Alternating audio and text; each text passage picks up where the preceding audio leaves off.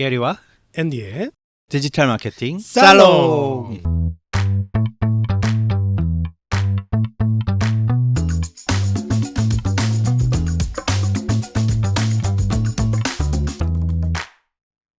예, 25년도가 한 20일 정도 지금 지났습니다. 네. 네, 워낙 연말 연초에 뭐 엄청난 일들이 많이 있었어가지고 네. 예, 좋지 않은 소식도 많고 네, 이러다 보니까 좀 정신없이 가고 있는 것 같은데 저희 디마살에서도 지금 24년도 정리와 25년도 전망에 대한 거를 이제 뭐 시리즈를 설 전에 마무리하는 걸 목표로 해서 오늘 이제 마지막 시간이죠. 네, 목표 달성할 수 있을 것 같습니다. 네, 잘하면 설 전에 끝낼 수 있을 것 같네요. 그래서 25년도의 검색 시장에 대한 전망을 좀 살펴보도록 할 텐데 네. 하면서도 좀 참 그런 게 있어요. 이제 저희 이렇게 언제까지 한 해를 정리하고 새해를 전망하는 이 방식에 대해서 좀 다른 관점도 좀 필요하지 않을까 이런 생각은 좀 드는데 어쨌든 여전히 뭐 한 해를 점검하는 차원에서의 의미는 가지고 있는 만큼 차분히 우리가 눈여겨봐야 할 검색 시장의 동향, 그다음에 그 변화가 우리의 일에 어떻게 영향을 미치는지 이런 부분들 좀 살펴보도록 하겠습니다. 네. 이런 정리 전망할 때마다 맨날 나오는 거지만 시장 전망을 하잖아요. 그렇죠. 이 검색 시장도 이게 맨날 이게 문제인데 해마다 뭐 누가 1등이다 뭐 누가 몇 %다 구글 이제 끝났다 뭐 네이버가 아직도 최고다 뭐 네이버의 과점이 무너졌다 뭐 이런 얘기들이 계속 나오고 있는데 네.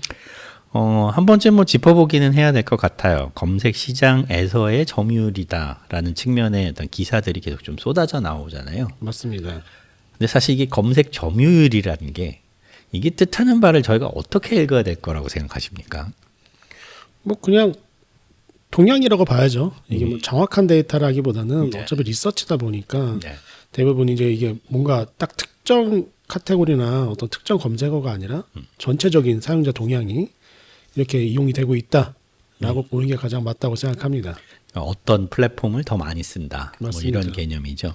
근데 이제 그게 사실 저는 두 가지 질문이 있는데 네. 하나는 계산을 어떻게 할까? 저 데이터를 다루다 보니까 네. 아니 도대체 검색 점유율이라고 하면은 이제 쿼리량의 어떤 그 비중을 뜻하는 걸 텐데 네. 그것들을 어떻게 계산하고 어떻게 비교를 하지? 이게 참 데이터 소스가 어떻게 되나 이게 항상 늘 궁금한 기사가 나오면 이거는 어떻게 조사한 걸까? 뭐 이런 생각을 하게 되는 거고요. 네. 두 번째로는 검색을 한다라는 거 이제 제 자신을 둘러봐도 한 특정한 검색 서비스만 쓰는 것 같지는 않거든요. 맞습니다. 진짜 뭐 여러 개, 저 같은 경우 뭐 마이너한 것까지 여러 가지 이렇게 수십 개의 검색 서비스들을 쓰고 있는데 검색 점유율이다라는 게 시장에서의 어떤 의미라고 네. 하는 게 여전히 중요한 것인지 이게 약간 좀 궁금하더라고요. 네. 우선은 최근에 많이 바뀌었죠. 특히 오픈 서베이에서 그 검색 그 사용자 점유율을 조사할 때 보면은 그러니까 다 중복 크로스로 체크를 해요. 네. 그러니까 네이버도 쓰고 구글도 그쵸. 쓰고 한 개만 쓰는 사람은 없으니까. 다음도 쓴다고 체크를 합니다. 근데 거기서 우선순위도요. 1순위로 어딜 쓰냐? 그렇죠. 가장 많이 그거는 사용할 때가 의미가 어디냐? 있겠죠. 네. 그 주사용 검색 서비스는 어디냐? 네, 네. 라는 거를 물어보는 이유는 아까 말씀해 주신 대로 사람들은 한 곳에서만 검색하지 않는다라는 거예요. 그렇죠. 그렇죠. 근데 어떤 목적을 가진 사람들이 어느 플랫폼을 주 우선적으로 이용하는지 이거에 따라 뭐 우리의 뭐 브랜드라든지 서비스가 어느 플랫폼에 조금 더 많은 그 관심을 기울이고 마케팅 전략을 좀 가져가야 되는지에 대한 그 점유율을 좀 다르게 봐야겠죠. 그러니까 공통적인 사항이 아니라는 겁니다. 네. 좋은 지적이신 것 같아요. 이제 아무래도 이 마케팅에서는 아이볼이라 그러죠. 눈이 어디로 가는지, 네. 사람들의 관심이 어디로 쏠리는지를 계속 촉각을 곤두세우고 그걸 따라가고 또는 그것의 의미를 이제 파악하고 경우에 따라서 선점하려고 하는 이게 본능적인 것들이 있으니까 되게 중요한 부분인 거는 틀림없는 사실인데 네. 이제 한 번쯤 짚어보자고 한 게 이제 검색 점유율이라고 했을 때 사람들의 목적에 따라서 쓰는 검색 수단이나 어떤 방식 같은 게 이제 네. 많이 다변화됐다라는 거잖아요. 맞습니다. 그래서 검색 점유율이 높다고 해서 우리 브랜드나 우리 산업에서도 그게 제일 중요해 라고 단정하기는 어렵다라는. 맞아요. 그래서 이제 그런 부분에서는 이 검색 점유율을 뭐 참고적인 지표로서 살펴보는 건 여전히 중요하지만 그렇죠. 2025년도 뭐 전략을 세우고 전망을 하는 데 있어서는 내가 속해 있는 어떤 그 분야 또는 내 고객이 어떤 검색을 하는 목적, 네. 내가 얻고자 하는 정보의 종류, 뭐 검색의 의도 이런 것들을 충분히 고려해서 거기에서 중요한 위치를 차지하는 서비스들이 뭐고 우리 브랜드가 어떻게 펼쳐지고 보여지고 있느냐 이런 걸 살피는 게 올바른 의미에서의 검색 점유율을 바라보는 시각 아닐까라는 생각에서 맞습니다. 좀 삐딱한 질문을 해봤습니다. 근데 이제 좀 중요하다고 생각을 합니다. 그러니까 대중적으로 사람들이 많이 찾는 플랫폼이 어딘지와 네네. 다음에 실제적으로 아마 브랜드나 서비스들은 자기들이 쿼리를 실제적으로 확인을 하고 어디에서 가장 많이 우리 브랜드를 검색하는지 확인할 수 있을 거예요. 그렇죠. 그래야 맞겠죠. 근데 이제 거기에서 또 다시 한번 우리가 기회를 찾거나 문제점을 찾을 수가 있어요. 왜냐하면 주로 사용자가 이용하는 플랫폼의 비중과 우리 브랜드와 제품을 검색하는 유저의 비중이 차이가 있었을 때 그렇죠. 그거는 기회거나 아니면 방어가 필요한 위기의 지점일 수 있는 거죠. 맞습니다. 저는 주로 만약에 사용자들은 구글에서 뭐 한 40%를 검색을 점유를 하고 있는데 우리 브랜드는 거기서 한 10% 15%밖에 못 하고 있어. 근데 다시 이제 경쟁사 걸 봤어요. 네. 경쟁사는 38%인 거예요. 그럴 경우 저는 분명 여기서 우리는 기회를 놓치고 있다. 뭔가를 빠뜨리고 그렇죠. 있구나. 여기에서 우리가 지금 놓치고 있는 기회를 한번 점검을 하고 어떻게 이 부분을 전략으로 좀 가져갈지에 대한 논의를 하는 그런 관점으로 점유율과 데이터를 조금 다양하게 해석해서 사용을 하고 있습니다. 네, 맞아요. 뭐 저도 기억을 더듬어 보면 뭐 이렇게 리뷰하고 이제 새해 전략을 짜거나 할 때 항상 이제 보는 수치가 저희의 이제 트래픽 소스나 뭐 아니면 이제 검색 유입량 이런 것들을 봤을 때 이제 어느 플랫폼이 좀 기여도가 높은지, 네. 그다음에 비즈니스 기여도나 이제 전환 기여가 어디가 높은지 이런 거 좀 살피면서 그런 거를 봤을 때 이제 우리 채널에 이제 차지하고 있는 비중과 그 인더스트리에서 통상적인 평균적인 어떤 그 볼륨의 차이 어떤 갭은 좀 계속 그게 많이 보는 거죠. 맞습니다. 대개의 경우 이제 네이버에 좀 쏠린다거나 네. 아니면 뭐 이런 어떤 그 편중 현상들이 있다라고 하면 이제 그렇지 않은 새로운 영토, 새로운 고객을 만날 수 있는 방법 이런 것들을 좀 이제 찾아봐야 되지 않느냐라는 이런 이제 제안들을 많이 하고 하는데 이제 그런 측면에서 아마 한 해가 되면은 이런 검색 시장 변동에 대한 통계 자료나 지표들을 많이 이제 찾아보실 거예요. 네. 이런 부분에 있어서 그런 이제 아까 그 점유율을 계산하는 방법 있잖아요. 네. 요거는 한번 좀 짚어보고 싶었거든요. 네. 그 저는 좀 이해가 안 갔던 부분이 그 웹사이트 주로 이제 뭐 코리안 클릭이나 이런 이제 그 인터넷 트래픽 네. 통계를 내는 곳에서의 어떤 트래픽 순위 측면에서 뭐 네이버, 구글을 비교한다던가 이런 형태의 이제 통계 자료를 많이 사용하기도 하더라고요. 맞습니다. 근데 사실 트래픽과 검색의 쿼리의 어떤 점유율, 그러니까 의존도, 영향력 이런 건 좀 의미가 다르잖아요. 맞아요. 그러니까 이제 구글도 물론 이런 이제 콘텐츠 서비스들이 이제 점점 생겨나고는 있지만 네이버는 검색이 차지하는 비중이 뭐 전체에서 뭐 그래도 절반 정도라고 하면 좀 지나친가요? 절반이요? 쇼핑도 있고 뭐 그렇죠. 수많은 서비스들이 있잖아요. 네. 하지만 이제 이게 예전에는 그 서비스에 들어가면 네. 보이는 게 검색밖에 없었잖아요. 그렇죠. 근데 지금은 모바일 앱으로 오면서 검색만이 아니라 그쵸. 콘텐츠도 소비하고 왼쪽 반은 쇼핑인데요. 네, 쇼핑도 있고 근데 정보 쪽도 보면은 옆에 콘텐츠 영역이 따로 있어가지고 네, 맞습니다. 뭐 엔터테인먼트라든지 뭐 자동차라든지 이런 섹션들이. 관심도가 많은 콘텐츠들을 또 소비하는 이런 추가적인 어떤 액션들이 있다 보니까 전에는 광고 자체가 이제 검색 광고 수익이 얼마나 많이 나냐. 근데 구글 같은 경우는 그게 중요하죠. 왜냐하면 구글은 이제 유튜브는 따로 버티컬 서비스로 빠져 있고 구글 안에서의 그런 광고 수익은 일단 구글 플랫폼 검색에서는 키워드 광고의 매출이 구글에게 굉장히 큰 영향력을 미치지만 네이버는 반대로 지금 검색 광고만이 아니라 디스플레이 광고. 그래도 뭐 PC 들어가면은 그렇죠. 타임보드라든지 롤링보드 이거는 사실 구글이 없잖아요. 그렇기 때문에 이거를 플랫폼별로 특징별로 좀 봐줘야지 공통적인 부분에서 비교하는 건 굉장히 좀 어렵다고 생각을 합니다. 네. 그래서 이제 뭐 정리를 하자면 검색 점유율은 전체적인 윤곽을 짚어보는데 필요한 네. 지표로서 한 번쯤 볼 필요는 있지만 이제 그게 너무 이렇게 과도한 의미부여를 할 필요는 없고 맞습니다. 우리 산업과 브랜드가 차지하고 있는 위치 또는 사용 정도에 따라서 그 의미를 좀 해석하는 게 좋겠다라는 부분. 그다음에 이제 그런 방향성을 결정하는 데 있어서는 결국 우리의 그 잠재적인 고객들이 무엇을 찾고 왜 찾고 어떻게 찾는지 네. 이런 부분에 이제 초점을 두자라는 부분이었고요. 네, 맞습니다.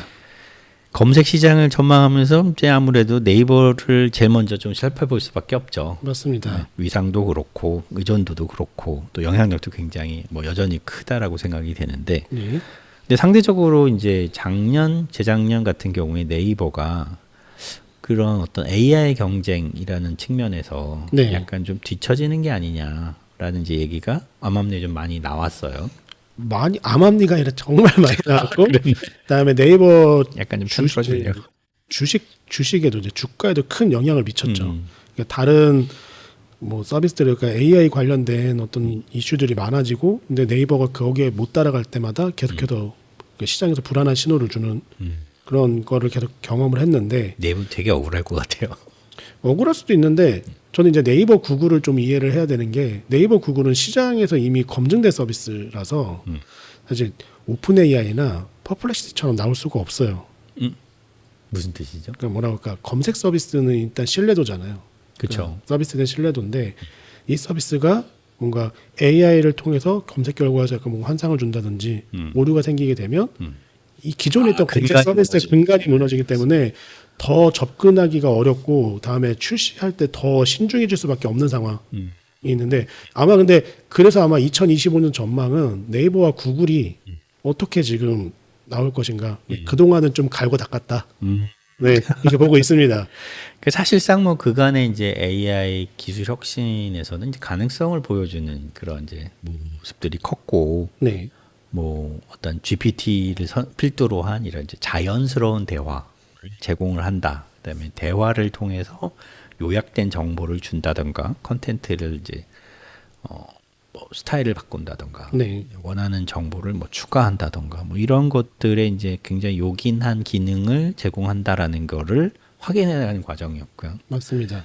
그러다가 이제 멀티모덜 기술이 이제 덧붙여지면서 뭐 음성이라든가 뭐 사진이라든가 동영상이라든가 이런 부분에서 이제 저희의 눈과 귀를 빼앗는 그런 놀라운 결과물들을 많이 보여줬었습니까? 네. 그러다 보니까 이제 사실 이게 AI의 기술 발전이라는 게 검색보다 훨씬 더 이제 우위에 있는 것처럼.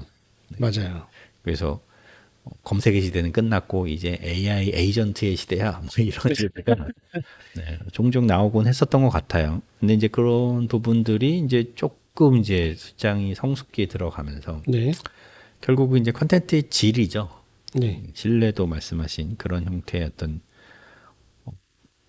믿을 만한 정보, 신뢰할 만한 정보, 최신성을 잘 반영한 정보 이런 것들을 이제 어떻게 보면 수집하고 정제하고 분류해서 제공해주는 이제 검색 서비스의 본령의 영역들이 더 중요하다라는 것들을 좀 이렇게 다시 한번 볼 수 있었던 한 해였던 것 같은데. 일단 저는 네이버랑 구글은 조금 관망적인 입장으로 왔던 이유 중에 하나가 그 이유도 있기는 하지만 이제 AI 서비스라고 하는 뭐 에이전트도 시장에 신규로 나온 거잖아요. 그렇죠. 어떻게 보면 네, 그렇죠. 우리는 지금 이제 나온 새로운 기능이나 AI 성능에 굉장히 이제 집중을 했다면 네. 사실 서비스들은 그 뒤에서 AI 윤리에 대한 이슈가 가장 컸거든요. 창작자의 컨텐츠에 대한 저작권 네네네. 그리고 뭐 다른 검색 엔진이 만들어 놓은 이 고도화된 검색 결과를 무단으로 가져다 쓰는 것들 학습 데이터로 쓰는 그렇죠. 것들 이런 거. 이런 것들이 결국에는 창작자의 피해를 입히고 그동안 근간을 가져온 서비스들을 그리고 어떻게 뭐 흔들 수 있는 요소들인데 그러니까 윤리에 대한 이슈들이 많았어요. 근데 이것들이 어느 정도 해소가 된 지금은 상황이라고 보고 있습니다. 해소가 됐나요? 뭐 어느 정도 규정은 생긴 것 같아요. 최근에 보면은 틱톡도 최근에 그런 광고 많이 하죠. AI로 생성된 컨텐츠는 네네. 네, 표시해서 그러니까 그런 윤리 이런 것들을 좀 그러니까 사람들이 속지 않고 환상을 일으키지 않는 그런 것들도 있고 착각을 네. 일으키지 않는. 링크드인도 마찬가지로 CC라고 CN을 그 표시가 나옵니다. 그러니까 그 AI로 생성된 컨텐츠에 대해서 이게 AI 솔루션 어떤 걸로 제작된 거다라는 표시까지 나와요. 근데 이런 것들이 어떻게 보면 그런 체제가 정립되고 그 소비자한테 이거는 가상의 컨텐츠야. 아니면 이건 정말 창작자가 창작해낸 어떤 산물이야. 오리지널 컨텐츠. 오리지널 컨텐츠야. 합성 컨텐츠냐, 네, 뭐 이거를 어떻게 보면 구분할 수 있는 그 체제가 굉장히 필요했어요. 그리고 이제 자사가 있지만 아까 말했던 정확도 부분입니다. 근데 이들이 AI를 어떻게 쓰냐요. 그러니까 네이버가 챗GPT를 만들 거냐, 퍼플렉시티를 만들 거냐. 근데 아니었단 말이죠. 예, 그렇죠. 네, 지금 최근에 있었던 네이버 단 2024의 행사에서 보면은 네이버는 AI를 자신들의 서비스를 고도화하는데 활용을 했어요.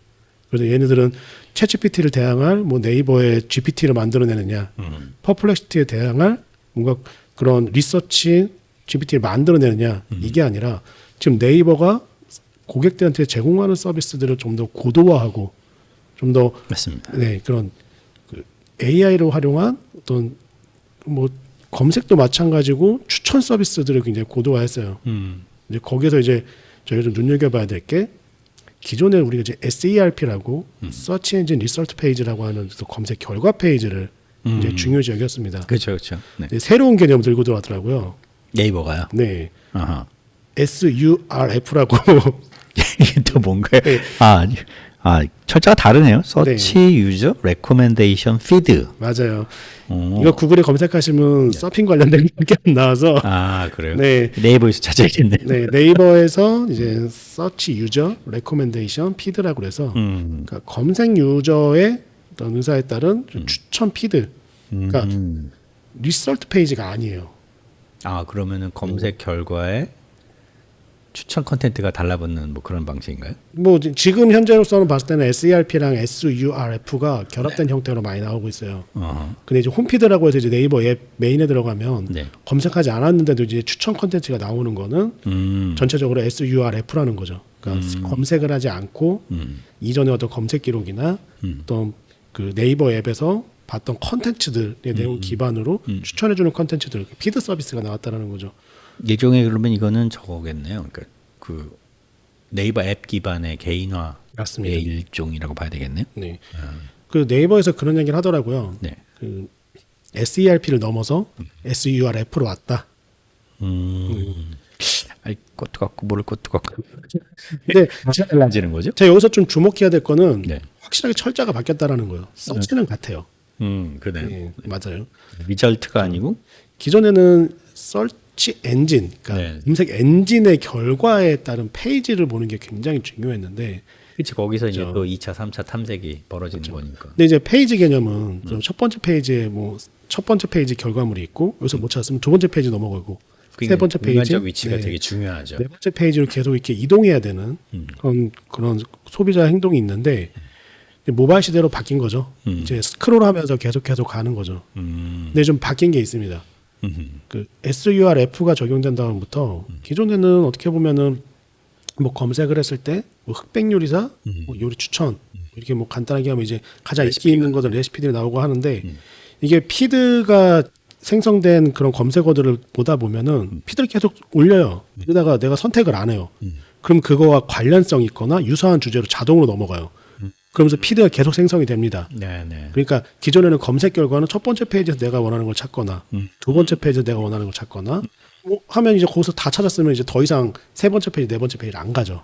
결과 페이지, 그러니까 목적 페이지로 이동하는 그렇죠. 행동이 벌어지죠. 근데 이제 모바일은 유저들이 뭐 유튜브도 마찬가지고 뭐 인스타그램도 마찬가지고 틱톡도 마찬가지고 스크롤을 계속해서 많은 컨텐츠를 소비를 해야 돼요. 그렇죠. 그런 경향들이 많아졌죠. 뭐 이게 얼마나 많은 그 네이버한테 이득을 가져왔는지를 일단 2024년도 4분기 실적으로 증명을 했어요.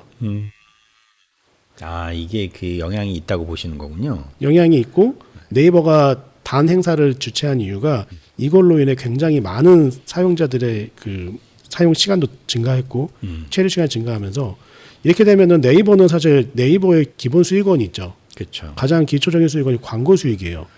맞습니다. 광고 인벤토리가 증가하기 때문에 광고 단가는 떨어지고 광고주도 더 많이 올 수 있는 기회가 열려요. 그건 자연히 네이버의 어떤 광고 수익의 증가로 연결이 되겠죠.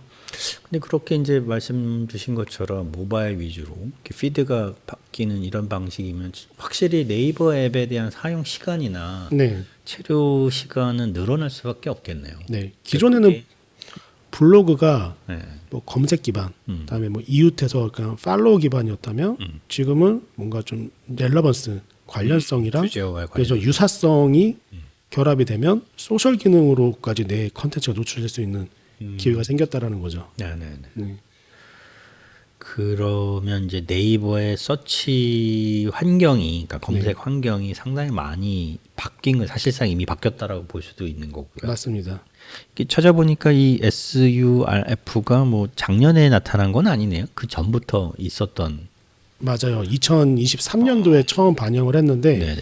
아무래도 이제 지금은 그 기존이랑 다르잖아요. 기존에는 뭔가 서비스를 개편하면 전면 개편 그렇죠. 딱 바뀌었지만 지금은 이제 그린닷 나왔을 그렇죠. 때. 하나하나 서비스들이 적용이 되고 이제 그 테스트를 해가면서 점차 확장해가는 모델로 바뀌었어요. 그러게요. 그래서 사용자들이 이게 얼마나 많이 있었고 했는지 모르는데 점점점 늘어나고 있는데 이제 적응이 돼가는 거죠. 근데 이제 아마 가시적으로 이 성과가 나왔기 때문에 컨퍼런스를 통해서 자신 있게 발표를 하고 그 다음에 2달 뒤에 네이버의 2024년 4분기 매출 예상 금액이 10조 원을 돌파했다고 해서 지금 네이버는 좀 주식시장에서도 많은 주목을 받고 있고요. 2025년도도 네. 어떻게 보면 AI 기술에 좀 뒤처진 거 아니냐에 대해서 이제 실적으로 어떻게 보면 답을 했다라고 볼 수도 있는 거겠네요. 맞습니다. 그러니까 이제 AI 기술을 자사 경쟁력을 강화하는데 활용했다. 맞습니다. 네. 추천 시스템을 강화한 게 일단 눈에 띄는 부분인 거고요. 맞아요. 저는 이제 뭐 그게 에어였나요? 네. 에어서치 뭐 에어서치 뭐 이런 거였는데 이제 그게 본격적으로 이런 이제 추천 피드로 들어오는 형태가 된 거군요. 네. 상품 검색 관련돼서는 더 어떻게 보면 더 강화될 수 있겠네요. 네이버가 그렇죠. 워낙 커머스도 강한 영역이니까. 저도 이제 인지를 하지 못하고 있었는데 네이버 스마트 스토어나 아니면 네이버에 연동되어 있는 쇼핑에 연동되어 있는 그런 상품 이커머스 스토어에 들어가서 상품을 보고 나서 네이버에서 뭔가 뉴스를 보거나 그 관련된 뭐 전 스포츠를 많이 보기 때문에 스포츠 콘텐츠를 보고 있는데 쇼핑 광고가 따라오는 거예요. 근데 제가 봤던 제품이랑 네, 제가 방문했던 그 스토어에 있는 다른 상품들이 같이 나오더라고요. 아 그래서 나도 모르는 사이에 굉장히 많은 나의 정보를 잘 분석해서 타겟팅을 하고 계시구나. 네. 근데 이제 이게 네이버의 어떻게 보면은 좀 강점인 것 같아요. 네, 각자 맞습니다. 사이트의 어떤 개인 정보라든지 어떤 기술적인 이슈가 아니라 일단 스마트 스토어에 브랜드들을 다 모아놓고 자기네 그 플랫폼 안에서 움직이다 보니까 더 빠르게 좀 대응할 수 있었지 않을까라고 판단되고 있습니다. 그러니까 이제 뭐 한때 뭐 네이버가 이렇게 가면은 이제 그 커머스 기업이 되는 거 아니냐라는 말이 나올 정도로 좀 사업의 중심이 커머스 중심으로 재편되는 거 아니냐 뭐 이런 얘기도 있었는데 네. 사실상 내용을 까보니 오히려 검색 서비스, 검색의 기능을 고도화하고 네. 그런 검색의 어떤 고퀄리티 서비스들 바탕으로 관련된 서비스들의 질을 높임으로써 실적을 개선해 나가는 이런 방식이군요. 맞습니다. 근데 이제 딱 커머스에도 더 힘을 줄 거라는 전망이죠. 그럴 왜냐하면 이번 수밖에 없을 것 발표에서 같아요. 보면 네, 네. 그 쇼핑 서비스를 따로 론칭한다라는 거는 네, 맞아요. 일단 이제 커머스 부분이 검색이랑 계속 그 같이 맞물려 있으면서 사실 이게 그 구매와 컨텐츠가 가지고 혼재되어 있는 이 서비스 안에서 스팸이 계속해서 발생하는 건 어쩔 수 없는 것 같아요. 아, 그거요? 이제 현대 모든 검색과 컨텐츠를 보는 이 유저들의 과제, 네, 문제, 맞아요. 도전거리죠. 진짜 유용한 정보가 뭔지, 그걸 어떻게 찾아낼 수 있고 읽어낼 수 있는지 이거 좀 다른 문제긴 한데, 그러면 이제 검색 서비스로서의 네이버 이제 뭐 그때 이제 큐 같은 게 네. 어떻게 보면 AI 서치라는 개념에 좀 가까운 모습이었잖아요. 네. 근데 그 이후로는 별다른 동향은 없나 봐요. 최근에 일부 검색어에 대해서 네이버 로그인한 사용자들한테 검색했을 때 약간 그 구글처럼 네. 먼저 서머리 해주는 서치 오버뷰 같은. 서치 오버뷰 같은 네네. 그런 기능이 큐가 네이버 검색에 반영이 됐습니다. 그 스마트박스 자리죠 거기가. 구글이랑 비슷하게 나와요. 아 그래요? 네, 똑같이 서머리 해주고 오른쪽에 그 출처들 나오고. 같이 표시해 주는 것처럼 좀 유사하게 가고 있습니다. 일단 그 부분은 구글과 네이버가 유사하다. 예, 다만 이제 저희가 경험적으로 그거를 많이 접하지 못하는 이유는 이게 아직까지 뭐 어떤 뭐 그런 어떤 그 AI 서치를 제공할 만한 그 대상이 많지 않나 봐요. 그런 걸 수도 있고요. 아마 공식적으로 반영되는 건 좀 점차 반영이 좀 확대될 것 같아요. 저도 보니까 순차적으로. 이게 모든 키워드도 아니고 어떤 기준으로 지금 제공되는지 모르겠어요. 지금 어떻게 보면 베타로 노출을 시키고 있는 건지 정확하게 모르지만 제가 최근에 구글 검색을 이제 로그인한 상태에서 되더라고요. 로그인한 그렇죠. 상태에서 개인화 관련된 네. 부분이 있으니까. 해당 기능을 확인을 했습니다. 그게 아무래도 이제 네이버나 구글이 그런 어떤 대응 약간 좀 더디거나 속도 조절을 하는 게 이제 아까 얘기 주신 결국은 이 두 검색 서비스 사업자들은 검색 결과 페이지에서 광고를 노출하는 게 주요 사업 모델인 거잖아요. 맞아요. 그러니까 이제 AI 서치 오버뷰 같은 기능이 나오면 아무래도 지면이 좀 줄어들고 네. 그 개수라고 그래야 되나요? 롤링 시킬 수 있는 상품 노출의 가능성들이 좀 영향을 받다 보니까 네. 사용자의 만족도와 검색의 광고 상품 광고의 최대한의 노출이라는 이 균형을 네. 잘 유지하는 게 되게 중요한 사업자잖아요. 맞습니다. 그러니까 이제 뭐 혁신적인 기술이 나와도 이제 그게 미칠 사업적 영향에 대한 거를 충분히 고려하지 않을 수 없는 거는 현실적인 문제인 것 같고요. 조금 저는 다른 부분으로 생각을 해보니까 아, 네. 좀 결론이 좀 다른 쪽으로 아, 도달을 그래요? 했어요. 네. 왜냐하면 서머리를 해주잖아요. 네, 네. 그러니까 이게 제가 얼마 전에 저희 회사 인턴들이랑 같이 트레이닝을 하다가 발견한 부분인데 검색 서비스가 어떻게 발전을 했을까? 이것도 사실 통신 속도와 컴퓨팅의 이슈도 있었고 AI가 등장하면서 좀 더 많아졌는데 모바일로 오면서 우리가 가장 소비자들의 그 검색 활동 패턴 중에 큰 변화는 뭐냐면 워드가 많아졌어요. 말이 많아졌다라는 건가요? 아니죠. 기존에는 검색 방식이 뭔가 메타 검색 정도도 하다 보니까 단문 키워드 그냥 뭐 프레이즈들. 그렇죠. 네. 랩탑 찾으면 랩탑 네. 이런데 사실 추천을 누를 수가 없는 거죠. 왜냐하면은 그렇게 추천할 정도까지 알고리즘이 고도화되어 있지 않으니까. 근데 우리는 모르는 사이에 이미 뭐 무슨 추천, 뭐 여행 같은 경우 가는 뭐 법. 어디 가야 할 것, 그러니까 내 주 목적어가 포함된 워드가 이제 한 개가 아니라 기존에는 원래 키워드 대부분 다 한 개였어요. 워드가 근데 4개, 5개, 6개로 증가하고 있다라는 거죠. 근데 이 증가한 거는 결국엔 사실 뭐 음성 검색이 더 강하죠. 왜냐하면 주어와 목적어와 동사가 다 포함되어 있는. 근데 그게 사실 서술형 검색을 한다는 서술형 거죠. 검색이죠. 근데 AI 서치도 좀 동일한 방향으로 생각을 해본다라면은 고객이 검색을 덜 할까, 더 할까? 검색은 더 하지 않을까요? 그렇죠. 네. 그러니까 제로 서치가 네. 구글의 어떠한 그런 그 뭐 페이지를 보는 횟수를 줄인다라는 게 아니라 네. 고객이 해야 될 게 더 많아진다. 아, 네. 다른 관점으로 그럴 수 생각을 해보면, 있겠네요. 네. 이것도 여기서 만족하지 못하잖아요. 아무리 서버를 준다고 해도 이게 고객의 만족도를 높일 수는 없어요. 그건 이제 봐야 되는 거다. 그렇죠. 좀 봐야 된다고 생각합니다. 아마 그렇게 그러니까 다른 관점으로 보면은 고객은 더 많은 검색을 할 거고 그럼 이제 검색량의 변화를 좀 봐야겠죠. 그래서 워딩도 그러네요. 네, 한 개가 아니라 더 확장된. 그거는 뭐 계속 그러니까 검색 서비스의 출현 이후로 계속 늘어왔던 거잖아요. 그렇죠. 한 단어 중심으로 하다가 이제 지금은 구문을 지나서 이제 문장형으로 하는 것도 이제 나타나고 있고. 맞아요. 그러니까 그게 사실은 이제 그만큼 그 쿼리를 그 자연스러운 언어, 자연어로 이렇게 입력을 하더라도 네. 검색어가 그러니까 검색 서비스가 그 질리어를 잘 알아듣고 네. 의도를 간파해서 해석을 해서 알맞은 정보를 주는 이 기능이 고도화됐기 때문에 가능해지는 거 아닐까요? 맞아요. 근데 이제 마케터는 더 어려워졌어요. 그렇죠. 왜냐하면 네.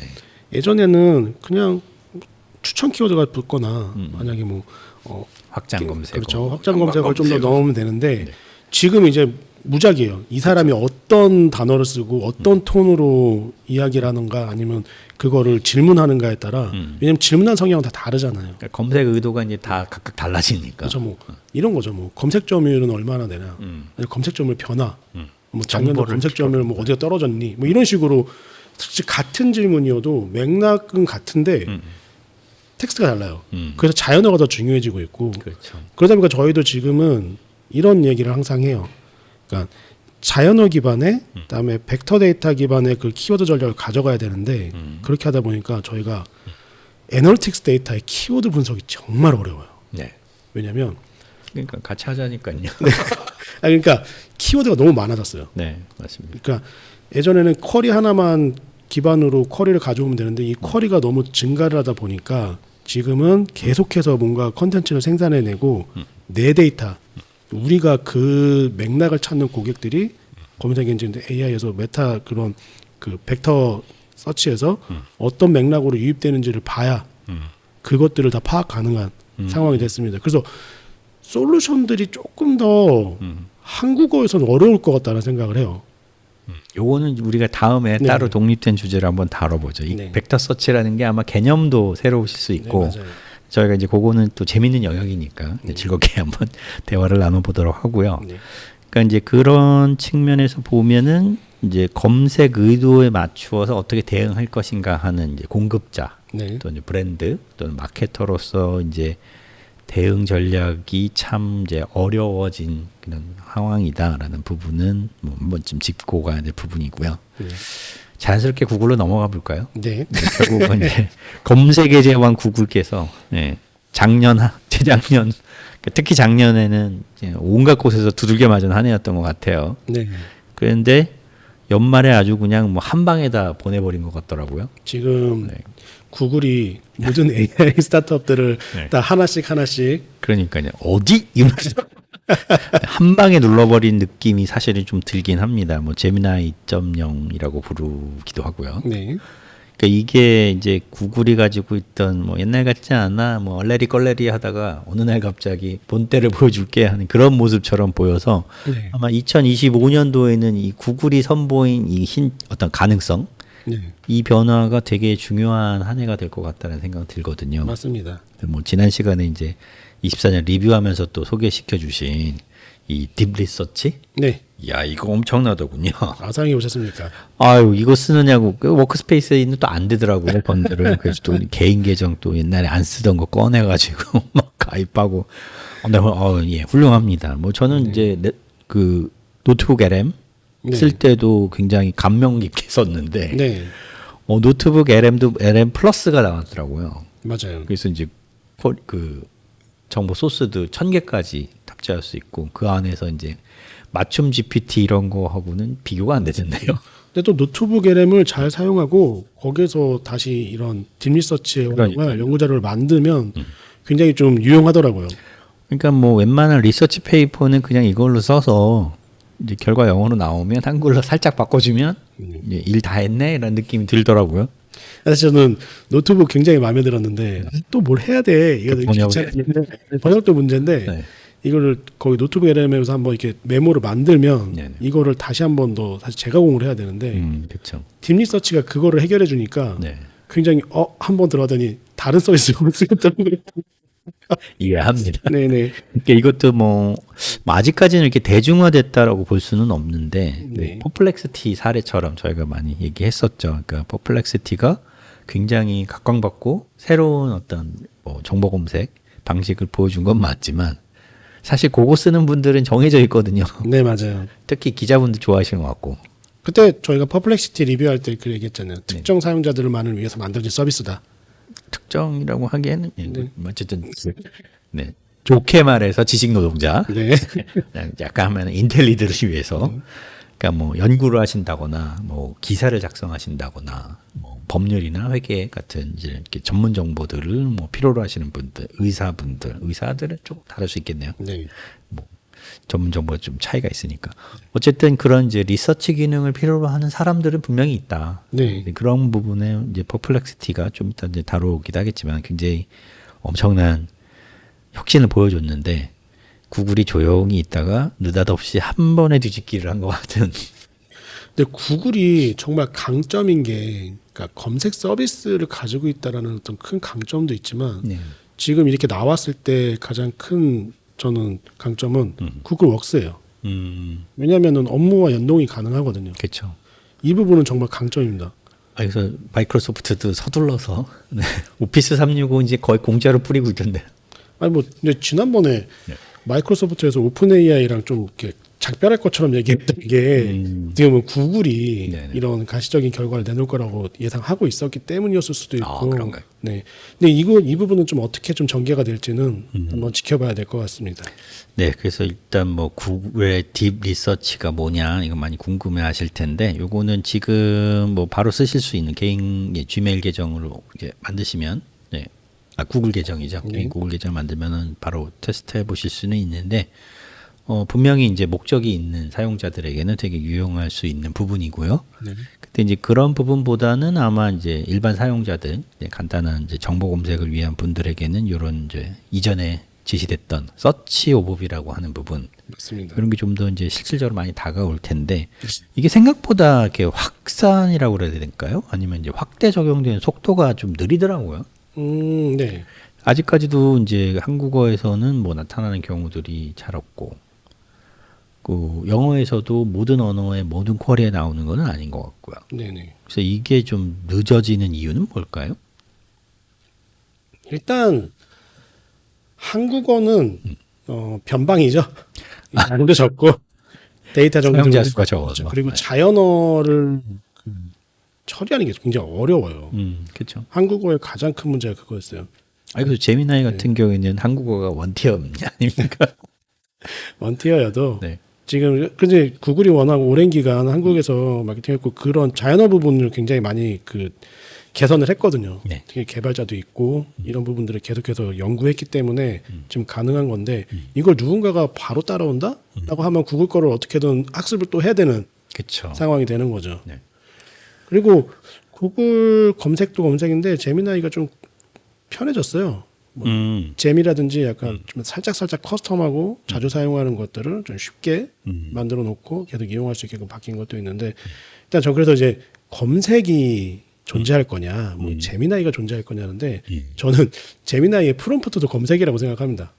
그렇죠. 이거는 좀 정리가 해야 될 것 같아요. 그러니까 뭐 AI 챗과 검색이 서로 뭐 대체제인 것처럼 많이들 얘기를 하시고 다루는데, 사실상은 정보를 찾는다라는 본질적인 활동으로 보면 사람에게 묻듯이 질문을 하고 답을 얻는다. 그게 검색이 어떻게 보면 가장 지향하는 공격의 방향이잖아요. 그 뭐 AI 에이전트가 결국은 모습을 나타내는 것도 그런 방식이 될 거다라고 보고 있고, 네. 그 뒷면에 이제 그런 어떤 정보의 체계화, 구조화, 뭐 쿼리를 처리하는 거 이런 거를 담당하는 게 이제 검색 서비스겠죠. 네. 플랫폼일 수도 있고요. 그런 면에서는 뭐 AI 서치 오버뷰라고 하는 부분들은 뭐 대세가 되지 않을까요? 근데 저는 그냥 이건 변화라고 생각합니다. 뭔가 이게 뭐냐라는 거. 이거는 어떻게 보면은 기존에 그런 그 폰이 휴대폰이 스마트폰으로 교체되는 이 과정이랑 좀 유사하다고 생각합니다. 이게 아무래도 이제 뭐 그 오픈 AI가 회사 이름으로서의 이제 이 서치 GPT라는 거를 내놓으면서 이제 불붙은 게 아닐까라고 생각이 들어요. 네. 사실상 뭐 경쟁자가 없다시피 한 검색 시장에서 어느 날 퍼플렉시티라는 약간 다윗과 같은 존재처럼 받아들여지는 혁신자가 나타나면서 어라? 하는 변화가 있었는데, 거기에 슬그머니 AI에 집중하는 줄 알았던 오픈 AI가 검색도 한다더라 한 측면이 이제 관전의 재미가 있잖아요. 요게. 네, 좋습니다. 구글의 패권이 이제 끝났구나. 뭐 이런 관점에서 이제 구글의 검색 서비스와 오픈 AI의 어떤 그 AI 챗이라고 하는 부분이 서로 이렇게 대체제처럼 경쟁 관계에 있는 것처럼 바라보는 관점이 있는데, 사실상 뭐 서로 보완하는 관계라고 봐야 되겠죠. 맞습니다. 그래서 이제 최근에 이제 오픈 AI 서치 GPT가 뭐 곽강을 받고 나타나긴 했는데, 그 검색 품질에 대해서 또 이제 실망하시는 목소리들도 많이 있고. 근데 뭐 결국엔 아시잖아요. 네네. 그러니까 모든 서비스가 처음에 나왔을 때 와우, 이제는 뭐 구글 끝났습니다. 네. 이야기하죠. 근데 결과는 소비자가 어떤 걸 선택하고 어떤 걸 편리하게 이용하냐가 결과인 거지. 이 서비스가 뭔가 혁신, 뭐 기능적인 혁신이냐 이런 부분보다는 사실 사용자가 만족하나 안 하냐가 더 중요합니다. 그게 이제 그렇죠. 사용률이 얼마나 되는지 이게 얼마나 빠르게 이제 유료 사용자잖아요. 네. 루미아가 되려면 이제 그게 확보되고 있는지 좀 궁금한 부분이기는 한데, 그러니까 서치 GPT가 나타나면서 이제 약점으로 많이 간주되었던 이제 그 최신 정보 네. 이런 부분이 좀 보완이 됐다라는 느낌은 있더라고요. 네, 그런 맞습니다. 부분에서는 특별히 뭐 아니 이게 당연히 이제 좀 좋아졌다. 네, 나름대로의 경쟁력을 갖췄다라고 할 수는 있는데, 그럼에도 여전히 이제 좀 심층적인 정보, 이제 깊이 있는 정보를 찾아야 되는, 또는 여러 이제 교차 소스들을 확인해야 되는 이런 리서치류의 정보, 이런 부분에서는 검색 서비스가 필수적일 수밖에 없는 거고요. 맞습니다. 그때는 이제 그 오픈 AI의 이 서치 GPT가 이제 얼마나 많은 검색 소스들을 다룰 수 있는지, 그렇죠. 또 색인이 되어 있는지, 또 지리한 것에 얼만큼 매칭할 수 있는 기술력을 갖고 있는지, 네. 또 뭐 다국어라든가 뭐 이런 기타 뭐 구조화된 또는 비구조화된 이런 정보들을 얼마나 잘 다루고 있는지, 그러니까 네. 어떻게 보면 이제 본질적인 기술력의 측면에서 구글과 경쟁할 수 있는 수준이 되었는가, 이거는 좀 다른 얘기잖아요. 네. 그래서 2025년도가 좀 흥미진진한 게 이제 시장에서 뭔가 와우한 걸 일으키는 건 끝났다. 네. 이제 성숙기로 접어들기 전에 이제 검증하는 단계로 갔다. 그러니까 이제 어떻게 보면은 오픈 AI는 그 수익화라고 해야 되나요? 네. 이 부분에 대한 도전이 굉장히 큰 문제일 것 같아요. 굉장히 좀 부정적인 여론이 많이 나오더라고요. 그러니까 뭐 지금 그 유료 구독 비중이 작지는 않는데, 네. 그 구독료로는 네, 그 AI 운용하기에도 버거운 사용량이 너무 많다. 너무 많죠. 네. 네, 그러다 보니까 이제 그런 그 수익화라는 것들이 어쨌든 모델이 잡히고 성장할 수 있는 기반이 구조적으로 만들어져야 네. 이제 와 하면서 이제 투자자들도 관심을 갖고 지원도 하고 뭐 이제 시장을 바꿀 거야라고 했었는데, 이제 이게 시장을 그래서 어떻게 바꿀 거고 그 가능성들을 보여주는 단계가 좀 들어오지 않았나라는 생각은 들어요. 그렇죠. 이제 여기서 좀 그 차이가 있죠. 이제 오픈 AI는 투자를 받아서 계속해서 운영을 해야 그렇죠. 되고요. 지금 계속 적자잖아요. 뭐 사실상 투자금이 뭐 워낙 거대해서 이제 이게 기저 전에 아마 저희가 AI 시간 때 그 얘기를 했을 거예요. 누가 더 유리하냐. 저는 그때 플랫폼 사업자한테 손을 들어줬거든요. 왜냐하면 이건 자본력에 대한 문제도 있습니다. 그렇죠. 고도의 자본 집중이 필요한 분야니까. 돈을 벌면서 하냐.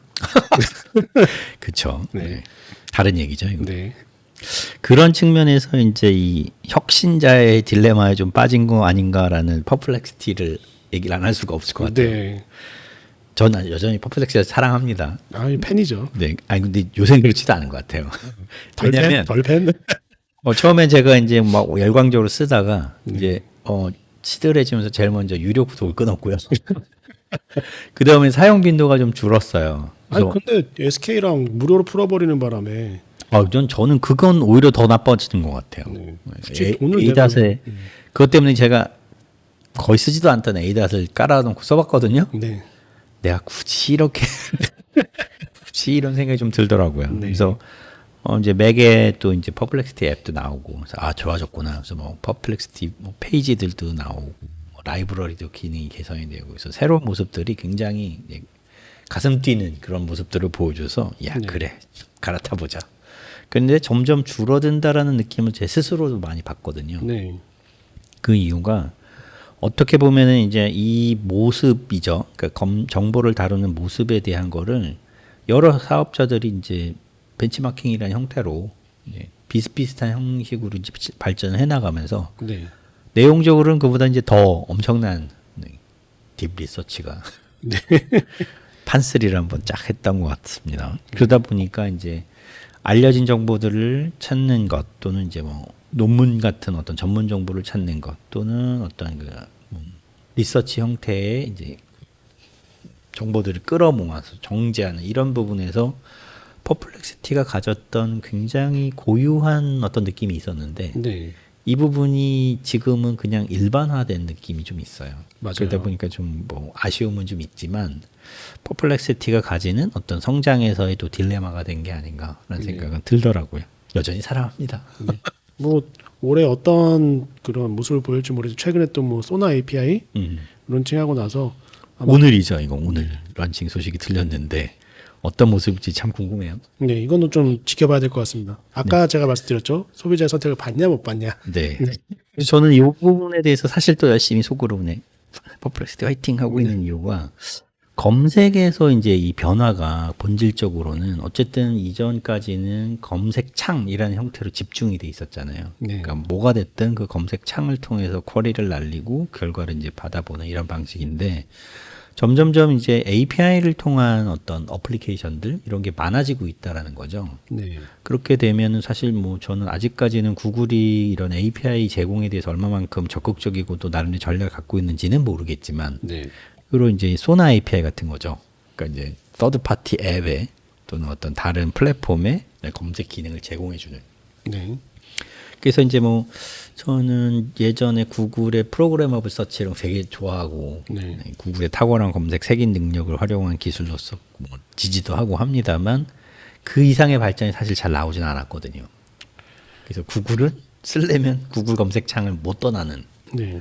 근데 이런 형태의 API가 등장을 한다면 이제 말 그대로 서치 에브리웨어라고 하지 않습니까? 네. 그러니까 이제 우리가 검색을 필요로 하는 니드는 더 많이 늘어날 거고 예. 정보가 늘어나는 만큼 이제 고퀄리티의 양질의 검색 서비스를 필요로 하는 영역들은 더 많아질 거라고 생각하거든요. 네. 그런 것들의 어떤 연대 같은 것들이 이제 이게 유기적인 환경이 조성이 된다면 사실 이런 부분에 더 가능성이 높지 않나 이런 생각이 들어요. 이것 또한 또 AI 윤리에 한번 또 이슈가 될 것 같습니다. 왜냐면은 데이터 프라이버시. 네. 검색이라는 거는 저 전통적인 웹의 기본이죠. 콘텐츠가 유통되고 소비자가 만나는 그러니까 생산자와 그러니까 콘텐츠 생산자, 창작자와 그걸 필요로 하는 사람들이 만나는 접점이 사실 검색 엔진이었고 검색이 기본이었기 때문에 네. 검색은 아시겠지만 내 사이트의 검색을 나는 구글의 검색 인덱싱 시키기 싫어. 그럼 로보텍스트에서 다 거절시키면 돼요. 그 내가 선택하는 거. 내가 어느 검색 엔진에 내 컨텐츠를 노출하고 싶은지는 내 선택입니다. 100% 지키는 건 아니잖아요. 하지만 그래도 내가 그 의사를 정확하게 표시할 수 있고 그걸 따라갈 수 있는데 여기에서 좀 가장 문제가 생겨요. 자꾸 가져가는 거예요. 누군가가. 내가 원하지 않았어. 나는 퍼플렉시티에다가 내 콘텐츠를 제공해 준다고 난 승인하지 않았고 난 그럴 의사가 없어. 맞죠? 이런 체계가 아마 좀 정립이 될 거예요. 아마 뭐 로보텍스트에서 뭐 검색 엔진만이 아니라 이런 퍼플렉시티 API도 퍼플렉시티의 그런 그 봇도 있거든요. 이런 것들을 뭐 그렇죠. 나한테 승인할 건지 안 할 건지 이런 것들이 어떻게 보면은 창작자의 어떤 선택권이 더 중요시되는 그런 이슈들은 계속 나올 겁니다. 그거는 모르겠어요. 저는 좀 지켜봐야 된다고 생각하는 게 다음 시간에 그러니까 따로 한번 주제를 갖고 생각을 해보자고요. 이게 왜냐하면 구글이 등장하던 그 시점, 라떼란 말이야 옛날에 보면 그때는 정보를 가지고 있는 것들은 학술기관들, 연구기관들이 제일 많았거든요. 네. 근데 이 데이터베이스들은 사실상 이제 오픈되어 있는 정책을 많이 취했고 네. 개방화되어 있다 보니까 어느 날 구글이 그거를 쫙 그거다 세기는 해가지고 일종의 메타데이터를 만든 거죠. 네. 그랬을 때 정보의 생산자와 정보의 제공을 통해서 벌어지는 수익자 간의 불균형이 생기는 거예요. 네. 그랬을 때 그러면 이제 대학들이 어느 날 기분이 나쁜데 이제 MIT에서 뭐 셧다운해, 뉴욕타임즈에서 야 나 가져가지 마 이러기가 사실 쉽지 않았단 말이에요. 네. 그러다가 하다가 그냥 이게 주도권이 바뀐 거죠. 네. 그런 경험이 있어서 아마 이 부분은 뭐 금방 말씀하신 것처럼 어떤 이제 좀 힘겨루기가 나오기는 할 것 같은데 얘기하신 것처럼 이제 창작자의 권리 또는 이제 어떤 오리지널 컨텐츠의 어떤 그 소유권, 이용권 뭐 이런 부분에 대한 권리 의식들은 훨씬 더 높아졌으니까 네. 중요한 어떤 그 고려 대상 제도화된 어떤 정비가 필요하다는 목소리가 나오긴 할 텐데 그럼에도 불구하고 결국은 이제 공공성이라고 하는 부분 있잖아요. 네. 그러니까 여전히 저희가 저작권에서 예외가 되는 분야가 두 분야가 있잖아요. 네. 퍼블리시티하고 에듀케이션 교육 부분에서는 네. 예외를 하고 있잖아요. 그 인용에 맞습니다. 대해서 자유롭게. 그러니까 그런 것들이 아마 어느 정도는 이제 사회적 합의가 정리가 되기는 할 텐데 그 전까지는 그 경계가 되게 모호한 네. 과정들이 있을 거라고 생각을 해요. 그러니까 대표적으로 이제 판례 같은 것들 있잖아요. 네. 그 판례를 통해서 로톡 같은 서비스가 세기인을 하고 이렇게 상담 서비스를 하는 변호사법 위반으로 고소했잖아요. 네. 그러니까 이제 이런 부분은 어떻게 보면은 소비자의 권리 또는 공공성에 대한 문제와 어떤 특정 이익 집단의 이해관계 사이가 충돌을 하는 것일 수도 있다라는 거죠. 네. 그러니까 이제 그 부분에 대한 거는 생각보다 이렇게 어떻게 보면은 API를 이렇게 효과적으로 잘 땡겨다가 조합을 잘하는 이런 팀들이 상당 기간은 또 유리할 수 있는 환경이 되지 않을까라는 생각도 있어요. 맞습니다. 근데 이제 공공재와 제가 말씀드린 약간 창작자는 좀 다른 분야의 창작자라고 생각을 해요. 그러니까 컨텐츠를 생산해내고 아이디어로 만들어내는 사람들인데 이게 기존의 그 검색 엔진이 어쩔 수 없이 이제 그 여기를 통하지 않으면 새로운 사람들이 날 발견할 수 없는 그렇죠. 이 상황 경험했거든요. 네네. 그런데 여기에도 똑같이 할 거냐? 그건 선택권은 가져줘야 되는 거죠. 그러니까 그만큼 맞아요. 이 웹의 이 구조나 이 윤리가 굉장히 좀 고도화되고 성숙기에 접어들어 있다고 생각을 해요.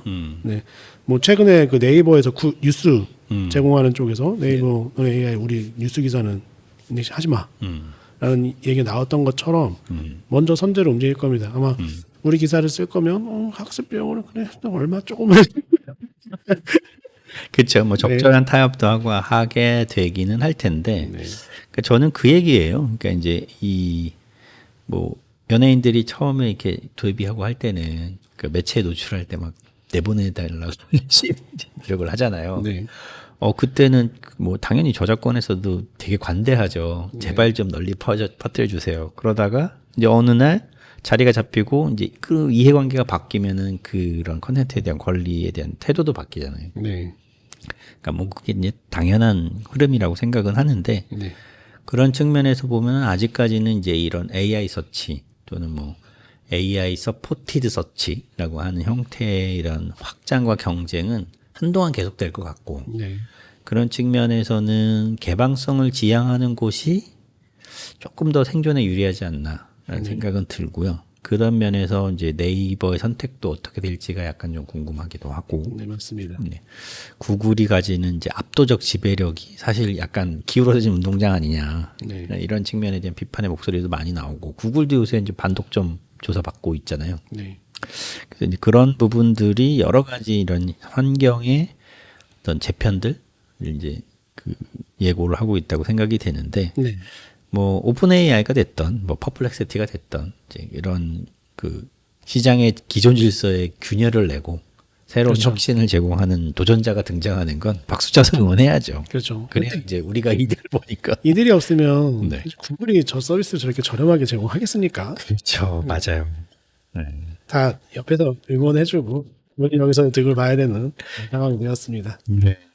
마지막으로 이제 좀 정리 차원에서 한번 질문을 드려보면 네. 아까 그 얘기도 하셨지만 마케터로서 네. 또는 이제 그 회사를 알리고 이제 그 비즈니스를 하는 입장에서는 이런 검색의 변화가 상당히 골치 아프고 대응하기 어려운 문제처럼 보일 수 있거든요. 네.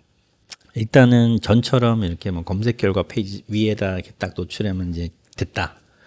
이게 이제 더 이상 아닐 수도 있는 거잖아요. 네.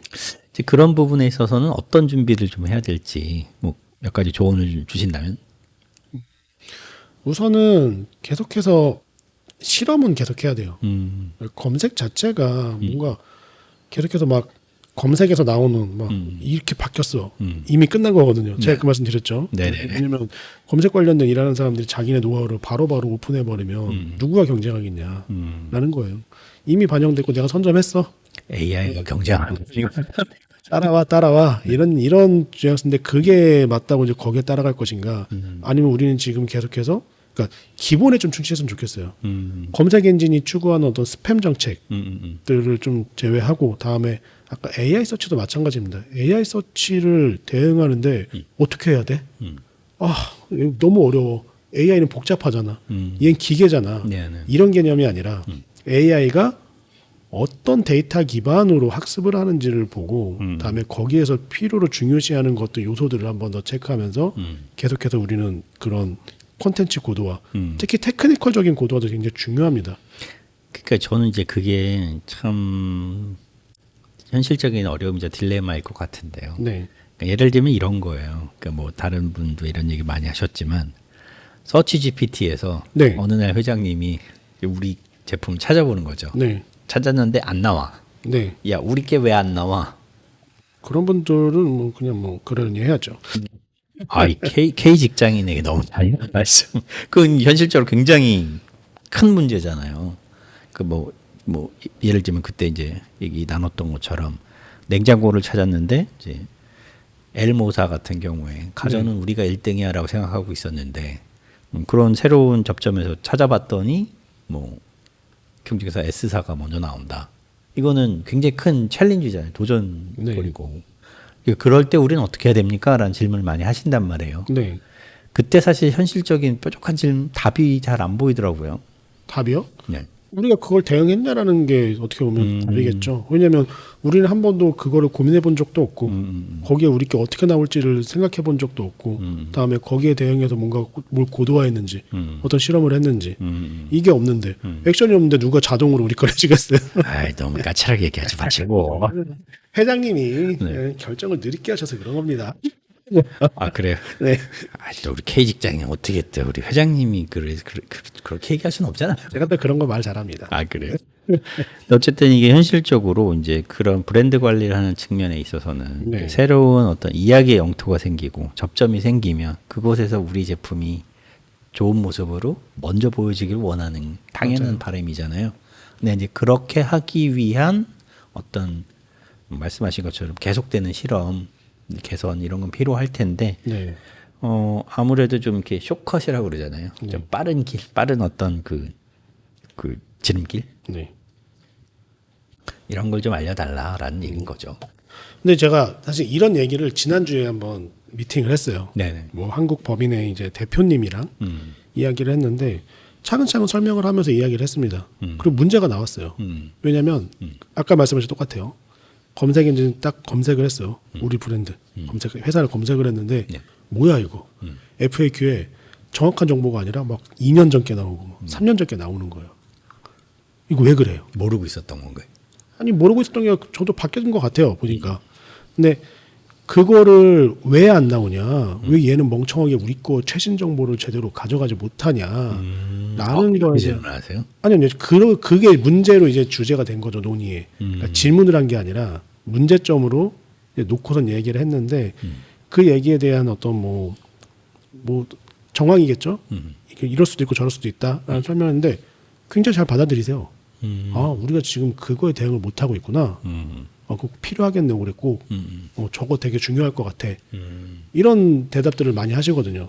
그러니까 예전에 그런 분들은 많이 없다 요즘에 디지털 시장에서는. 왜냐하면 이 디지털 시장에서 지금 뭔가 수장을 하고 있고 헤드를 할 정도라면은 이미 모바일 시장부터 시작해가지고 이 변화한 디지털 환경에 적응하시고 이거의 전략가분들이시지. 그러니까 이해도가 좀 높은 분들이 많지.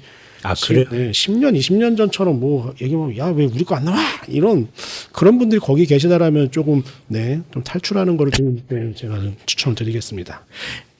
제 잘못이에요. 탈출 제 주변에 아직 그런 분들만 계셔서. 알겠습니다. 더 이상 그러지는 않을 거다. 네. 네, 그렇다면은 이제 검색에 있어서 이제 어떤 그 새로운 변화, 네. 이런 멀티모달이라고 하는 형태의 뭐 음성 검색이라든가 이미지 검색 이런 것들도 아마 이제 혁신의 씨앗이라고 생각이 되는데, 네. 뭐 작년에 이제 삼성이 이렇게 이미지에 동그라미 쳐서 찾는 거, 네. 그 광고 소재에 쓰고 했잖아요. 네. 저는 뭐 음성 검색이 대세를 이룰 것이다. 음성 검색이 새로운 어떤 검색 방법이 될 것이다. 이런 얘기가 굉장히 오래전에 나왔는데 네. 아직까지는 그런 느낌을 받지는 못해요. 어떤가요? 그 느낌을 젊은 사람들이랑 이 디지털에 능한 사람들이랑 같이 있으면 잘 못 느껴요. 그래서 원래 당연한 거니까. 네. 제가 이거를 느끼는 거는 저는 저 아버지, 그다음에 제가 운동하는 곳에 좀 연세 많으신 분들이 많으세요. 음성 검색 많이 하십니다. 아, 그래요. 예, 타이핑을 직접 안 하시고 다들 열으신 다음에 말로 검색하세요. 예. 네. 그렇군요. 그러니까 이게 오히려 음성 검색은 젊은 사람들이 아니라 오히려 조금 이 타이핑이 좀 어려우신 시니어층 들한테 그리고 아니면 뭐 손가락이 불편하거나 근데 저도 저번에 뭐 엄지 손가락이 다쳐갖고 밴딩을 하니까 이 타이핑이 안 되는 거예요. 아, 그러니까 맞아요. 그것도 있는데 네. 사실 이제 음성 검색이나 이런 영상 검색, 뭐 이미지 검색 이걸 여쭤본 이유는 네. 그러니까 예를 들면 저희가 음성 검색을 한다라고 했을 때 이제 말로 이렇게 쿼리를 만들어 넣으면 네. 이제 결과가 나오는 이런 건 사실 이제 인터페이스의 변화에 불과한 거잖아요. 그렇죠. 그 음성을 인식해서 텍스트로 쳐주고 얘가 검색을 하는 거잖아요. 네. 근데 이제 실질적인 음성 검색은 이제 어떤 검색이 이루어지면 검색 결과를 음성으로 반환해 주는 거죠. 네. 그런 측면에서는 검색 결과가 이제 그 음성으로 변환했을 때 네. 텍스트 읽기나 뭐 이런 걸로 처리를 했을 때 필요로 한 정보를 준다기보다는 이제 불필요한 어떤 쓰레기 정보들 이런 것들이 제시되는 경우가 아직 많이 보이거든요. 저는 그거의 확장이 GPT라고 생각을 했어요. 아, 대화형. 대화형. 네, 맞습니다. 왜냐면 그 음성 검색 보면은 사실 그 검색 키워드를 말로 말하는 것뿐이지 말하는 것 같은 검색은 못 하거든요. 그렇죠. 텍스트로 바꿔주는 것뿐이었죠. 구글 검색창이랑 네이버 검색창에다가 말하는 것처럼 얘기해봐요. 검색이 되는지 내가 원하는 검색 결과를 받아들일 수 그러네요. 있는지. 네. 하지만 지금 AI 서머리가 있기 때문에 그 결과를 받아들일 수 있는 거예요. 아, 이제 바뀔 수 있겠네요. 그렇죠. 근데 제로 서치 상황에서 서머리를 읽어준다라면은 그 기존에 있던 그 문제는 일단 해소가 된 거죠. 네. 그러면 본질적인 의미에서의 그런 이제 음성 검색은 본격화될 가능성이 높다라고 보여지는 거고요. 아직까지는 뭐 이제 동영상 검색 이런 건 좀 낯선 용어긴 한데 네. 비디오 클립을 소재로 해서 하는 건 이제 방송국에서나 네. 뭐 특정 직업에 있는 그런 분들이나 좀 하는 것처럼 많이 얘기를 하는데 네. 예를 들면 이제 뭐 TV를 보면서 이제 TV에 나오는 장면을 예전에는 이렇게 찰칵 찍어가지고 그 안에 있는 이미지를 찾는 이런 것들은 그래도 좀 있었잖아요. 네. 근데 이제 화면을 녹화해가지고 그걸 검색하는 이런 것들도 실생활에 나타날 거라고 보십니까? 구글 클라우드 팀에서 가능한 걸 저도 확인했어요. 그렇죠. 제미나이 런칭했을 때 제가 아무래도 이제 검색 쪽에 너무 관심이 많다 보니까 그 유튜브 검색 관련된 것 때문에 맞아요. 네, 구글 클라우드 담당자랑 다음에 국내 그 에이전시랑 같이 콜도 하고 가능한 걸 확인했습니다. 근데 이제 이게 일단은 유튜브에 있는 모든 컨텐츠를 제공하진 않더라고요. 일단 뭐 우리 자체 내에 DB 안에 있는 모든 영상들을 학습해서 그러니까 방송국에선 정말 유용하겠더라고요. 네. 컷 뭐 안에 있는 뭐 10초, 1초 단위의 이런 것들까지도 계속해서 왜냐하면 방송들은 그 소스들을 계속 재활용하잖아요. 그러면 이제 그런 편집 인력에 대한 리소스가 확 줄어드는 거예요. 그걸 구축하는 순간. 그래서 오히려 그런 대용량 많은 영상을 계속 다루는 쪽이 아니면 실질적으로 필요는 없지만 가능한 거는 제가 확인을 했습니다. 그래서 어떤 의미에서는 이제 검색이라는 게 이제 텍스트 기반에서 이제 단어 중심에서 문장에서 음성으로, 음성에서 지금 대화로까지는 이제 왔고 여기에 이제 이미지나 동영상 같은 소스들도 결부되는 이런 방식이 될 텐데 네. 그러다 보면 결국은 이제 검색이라는 것들이 정보 사용의 확장이라는 측면에서 놓고 보면 AI 기술의 어떤 진화를 통해서 어떻게 보면은 더 확산될 것 같다라는 생각은 드네요. 맞습니다. 조금 더 디테일해지고 그러니까 정보량이 더 넘쳐날 거예요. 더 많이 찾겠죠. 네. 더 많이 찾는 것도 있는데 그러니까 기존에는 어떻게 보면 이미지의 용량, 영상의 용량만을 이야기했어요. 근데 지금은 그 영상을 데이터화 시켜서 학습시키는 그 저희가 벡터 데이터라고 얘기하잖아요. 네네. 그거조차도 이제 양이 돼 버리는 거예요. 그러니까 데이터는 무수히 많아지는 거죠. 왜냐면은 기계는 학습할 때 뭐 이 영상의 장면들을 뭐 컬러라든지 이런 것들을 계속해서 패턴으로 계속해서 학습을 하잖아요. 그런 것들이 계속 쌓여야 되는데 그렇다면 그거를 처리할 수 있는 그런 컴퓨팅 인프라들을 누가 가지고 있냐? 라는 게 어떻게 보면 제가 그래서 전에 플랫폼 사업자에다 손을 들어준 이유가 그렇기 때문입니다. 사실 뭐 그건 좀 더 재밌는 주제이긴 한데 네. 그러니까 뭐 사실 구글의 검색 데이터베이스가 인류 최대의 정보를 갖고 있는 곳이긴 하잖아요. 네. 그러니까 인류 역사상 한 번도 이랬던 적이 없거든요. 네. 그러니까 이제 그런 지식의 축적의 어떤 저장소 또는 공간들은 항상 공공의 영역에 속했는데 네. 이런 소위 말하는 빅테크 기업들이 인류가 생산하는 데이터의 모든 것을 거의 다 점유해가는 이런 양상들은 되게 특이한 현상인 것 같긴 해요. 맞습니다.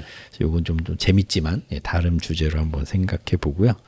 다만 이제 이런 부분들이 저희가 지식과 정보를 다루는 방식이 굉장히 달라지고 있고 달라질 것 같다는 생각은 들어요.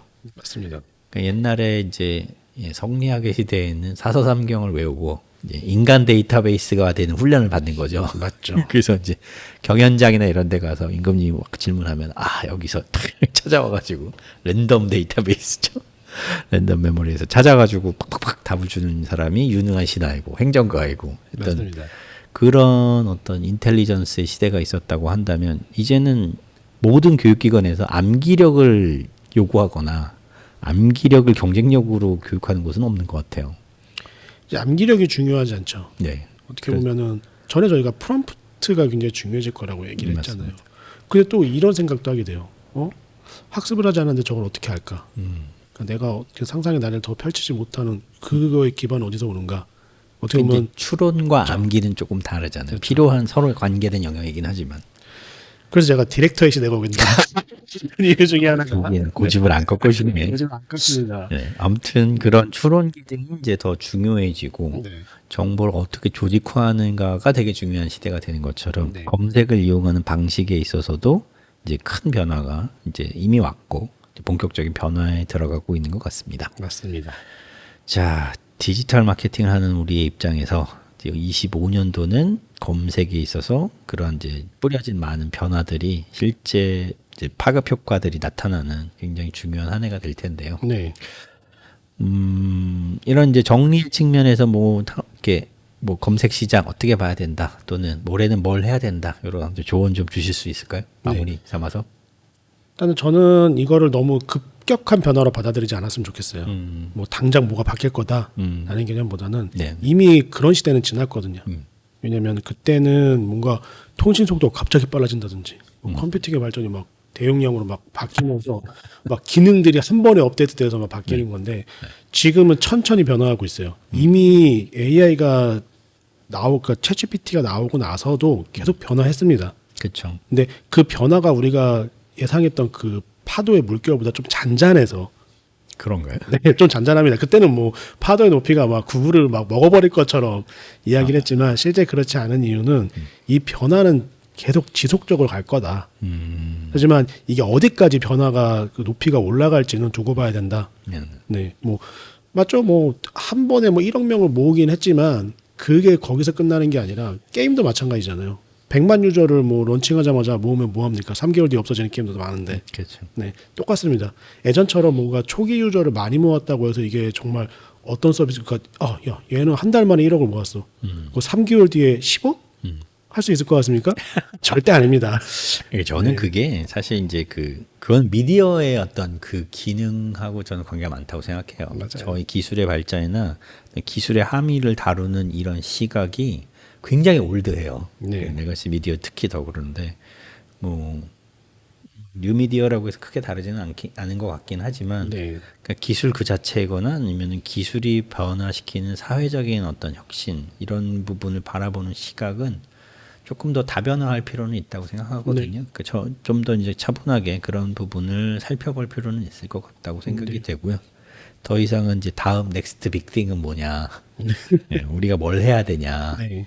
뭘 해야 1등이 될 수 있냐, 이런 이제 어떻게 보면 약간은 잘못된 질문, 네. 시대에 뒤처진 질문은 좀 멈췄으면 좋겠고요. 네, 그렇습니다. 검색 시장의 변화도 환경을 한번 짚어본다라는 측면에서 네. 이제 변화가 감지되고 있는 분야는 뭐고 어떤 것들이 달라지고 있고 거기에서 우리가 뭘 중요시해야 되는지 이런 부분에 대한 거를 좀 더 집중하는 한 해가 되었으면 좋겠습니다. 네, 저도 그랬으면 좋겠습니다. 네, 긴 시간 얘기 나누냐고 수고 많으셨고요. 네, 뭐 다음에는 우리 이제 재미난 얘기 좀 하나요? 해야죠. 네, 다음에는 저희가 뭐 이런 것들이죠. 디지털 마케팅에서 지금 올해도 이제 짚어보다 보니까 그런 얘기 많이 하게 되잖아요. 그래서 올해는 뭘 해야 되냐. 그래서 계속 이제 전략 여전히 이제 얘기는 하는데 전 사실 이제 그런 생각 들더라고요. 아직도 전략이 필요한가? 네, 그래서 이제 이런 부분들이 우리한테 여전히 필요한 건가라는 이제 생각거리들 이런 것도 좀 짚어봤으면 좋겠고요. 네, 또 우리 항상 그렇게 살아왔던 디지털 마케터들 새로운 건 빨리 익혀야 되고 누구보다 먼저 도입해야 되고 먼저 활용해야 되고 앞서 나가야 되고 이러다 보니까 약간 좀 이렇게 그 멘탈이 나가는 친구들이 많이 있는 것 같더라고요. 맞아요. 배우고 익혀야 될 건 너무 많고 시간은 없고 그래서 이런 부분에 대한 것들도 좀 살펴봤으면 좋겠고요. 네. 저희가 약간 계속 삐딱하게 바라보고 있는 AI 검색 일세가 온다. 과연 그럴까? 뭐 이런 거. 네, 이런 것들은 좀 좁은 주제를 가지고 좀 재미난 얘기들 더 나눠보는 시간 가졌으면 좋겠습니다. 네, 알겠습니다. 네, 건강하시고요. 설 지나서 뵙겠네요. 네. 네, 설 지나서 저희 좀 반가운 목소리로 돌아오도록 하겠습니다. 네, 감사합니다. 네, 2025년도 전망 시리즈를 이렇게 마칩니다. 감사합니다. 감사합니다.